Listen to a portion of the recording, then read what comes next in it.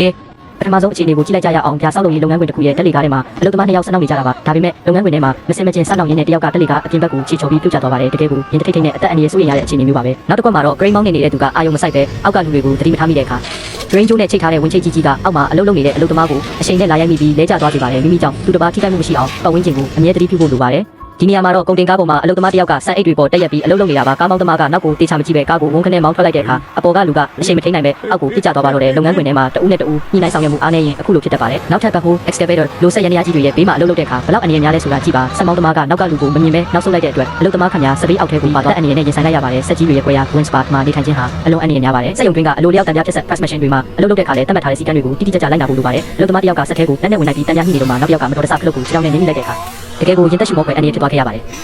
ဒီတစ်ခါတော့စက်ပစ္စည်းကြီးစားတွေကိုကရိန်းနဲ့မယာမှာကျိုးချီစနစ်မမှန်ကန်တာကြောင့်ကျိုးပြက်ပြီးတန်ပိုင်လုံးကြီးကအောက်ကလူတွေပေါ်ကိုပြုတ်ကျလာတဲ့မြင်ကွင်းမှာဝင်မချီခင်ကျိုးနဲ့ချိတ်ဆက်မှုတွေကိုတေချာစစ်ဆေးဖို့အရေးကြီးပါတယ်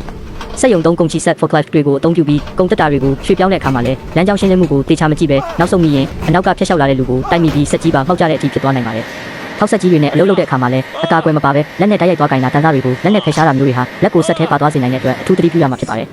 ဒီမြင်ကွင်းကတော့အမြင့်တက်စင်ပေါ်မှာမိတီးလဲနေတဲ့အချိန်အောက်ကလူကအဝေးထိန်ခလုတ်ကိုမစင်မကျင်နှိပ်လိုက်တဲ့အတွက်စင်ကြီးကအရှိန်လုံးပြီးအပေါ်ကဘောင်းနဲ့ညက်ကလူကအပြင်ဘက်ကိုလွင့်စင်ပြီးလမ်းပေါ်ကကားပေါ်ကိုပြုတ်ကျသွားတာပါစက်ပစ္စည်းတွေကိုစနစ်တကျမကင်တွယ်ရင်ဒီလိုမျိုးဘေးဆိုးတွေကြုံရတတ်ပါတယ်